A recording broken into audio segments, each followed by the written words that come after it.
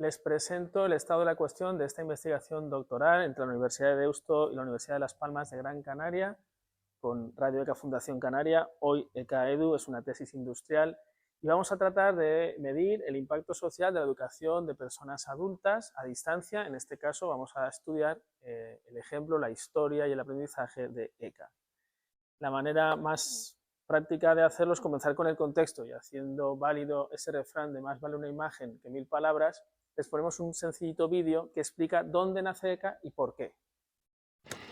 Desde las cumbres más altas de la isla de Gran Canaria, en el monte Constantín, llega hasta ustedes Radio ECA, emisora cultural de Canarias.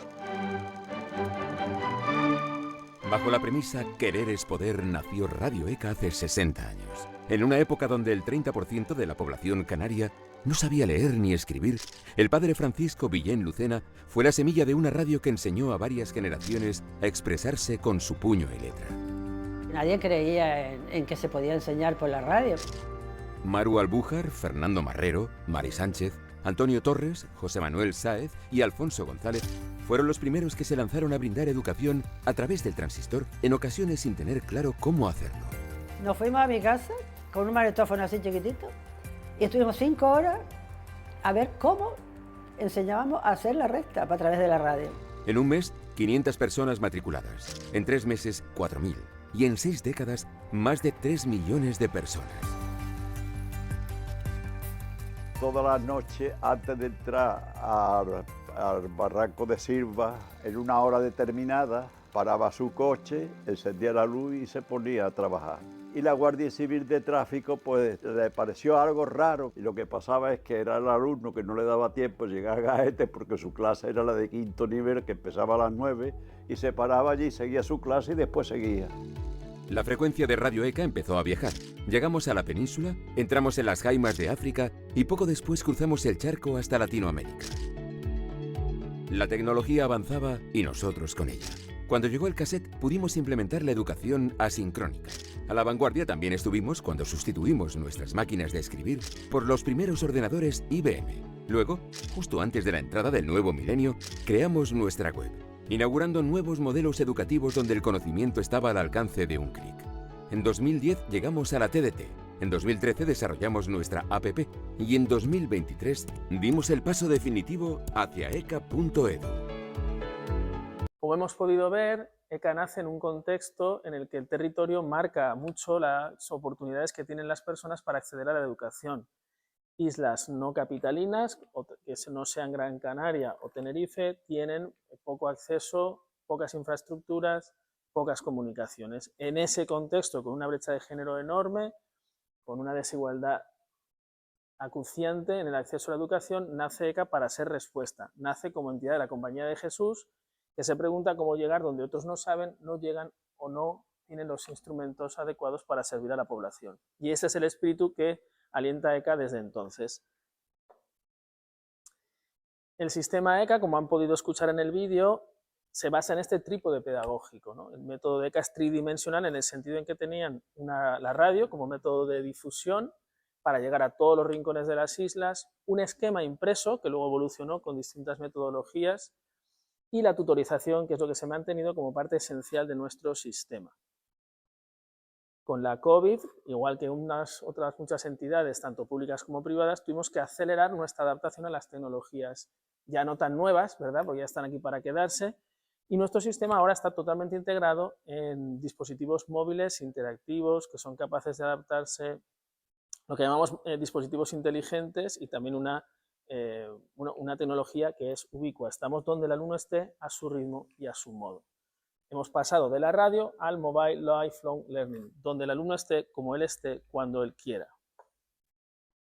Esta es nuestra realidad a día de hoy. Estos son datos de la memoria de ECA del año pasado, el curso pasado. Estamos hablando de 19.715 personas acompañadas.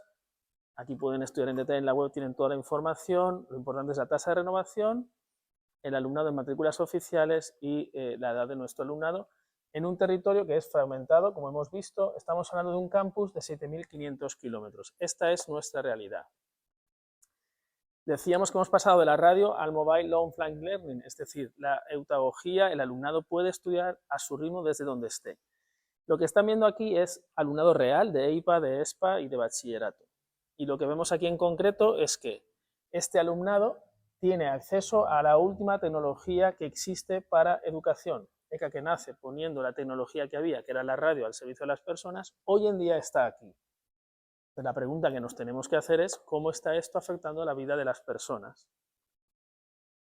Esta diapositiva de aquí, esta sencilla representación gráfica, lo que vemos es que nuestro alumnado en un 88% ha sido capaz de adaptar todas estas tecnologías, en este caso el alumnado de secundaria. Es decir, que el alumnado al que le hemos ofrecido la posibilidad de tener una asistencia a través de la IA 24/7/365 ha sido capaz de utilizarlo en un 88%, partiendo del cero. No tenían acceso a esta información y a esta tecnología y en un curso ha sido capaz de adaptarse. Estamos viendo cómo continuar este proceso de aprendizaje y de acompañamiento de nuestro alumnado. ¿Cuál es nuestra pregunta de investigación?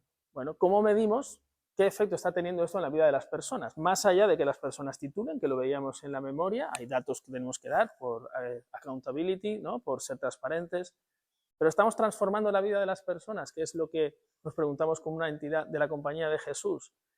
Y si lo estamos haciendo, ¿cómo lo medimos? Más allá del éxito académico, que sabemos que hemos formado a más de 3 millones de personas. Eso ya tiene un impacto.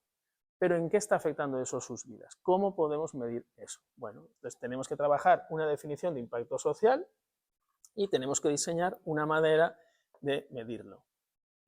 Partíamos de un plan original que sobre el papel era muy bonito porque queríamos hacer un estudio sobre aquello que ECA ha hecho en su historia que nadie más ha hecho hasta donde sabemos. La escuela de padres y madres, grupos de mujeres que empezaron en el 70 y algo, cursos de salud comunitaria, participativa, hasta donde sabemos, en España nadie había hecho esto. ¿Qué ocurrió cuando fuimos a medir esto? Teníamos un grupo muy pequeñito y de lo que podríamos denominar ECA-fans, de modo que no iban a ser objetivos en sus respuestas. Decidimos pasar a otro plan, lo que llamamos plan de contingencia, que es, bueno, pues vamos a analizar egresados de EIPA, ESPA y bachillerato tras la COVID. ¿Por qué tras la COVID? Porque, como decía antes, tras la COVID aceleramos el proceso de digitalización. Entonces entendemos que es una cohorte que tiene rasgos en común. Nuestro proceso metodológico, o en el proceso en el que nos encontramos en este momento, queremos llegar a una matriz final de indicadores que idealmente sea extrapolable a otras entidades que trabajen con personas adultas.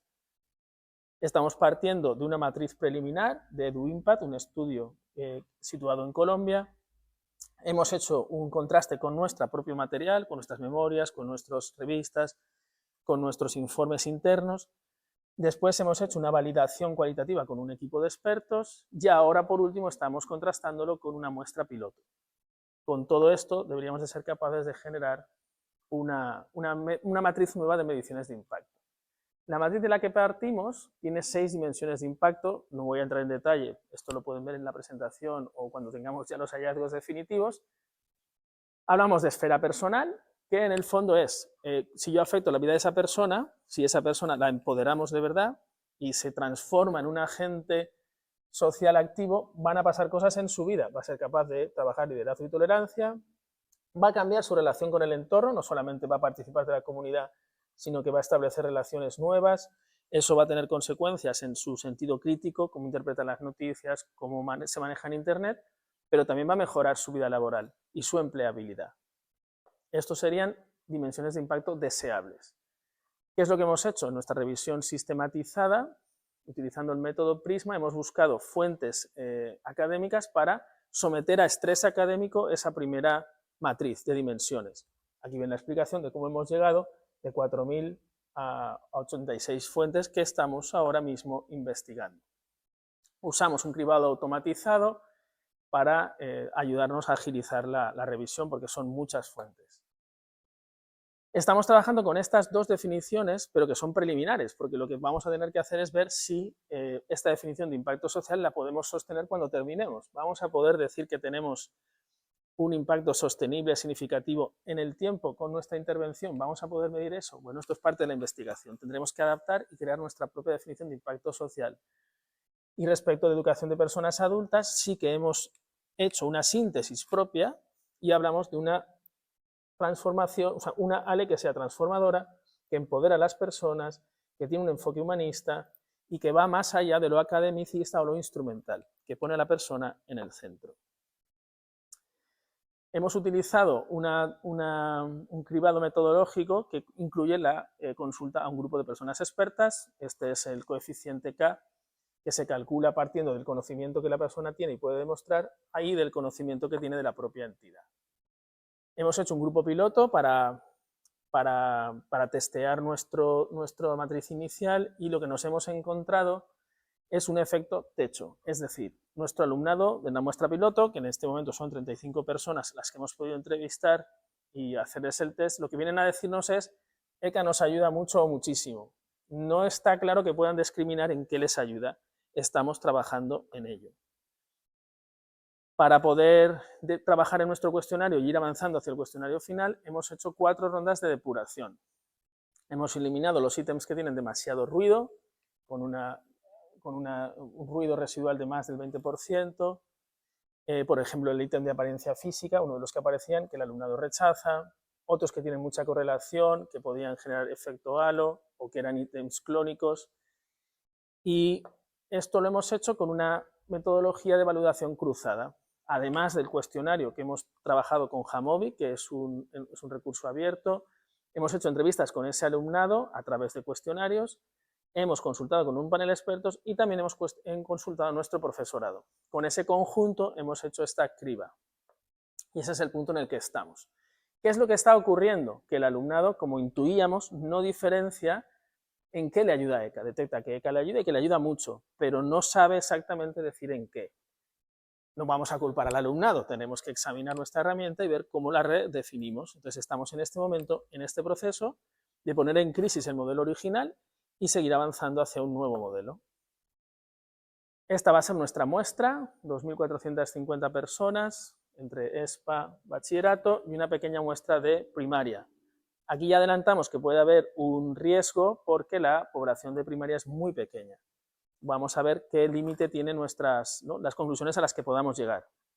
Y aquí declaramos que hemos añadido un incentivo que consideramos económicamente ético, porque es darle una pequeña retribución a personas que van a invertir tiempo en una investigación que va a beneficiar a toda la sociedad, pero que de hecho a ellas les va a suponer un esfuerzo.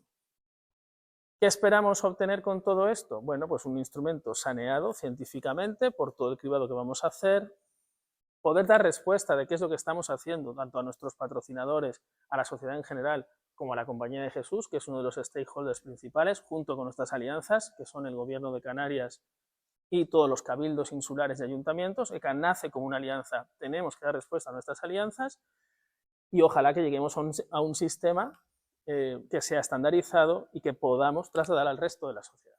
Muchas gracias por su atención, seguiremos informando.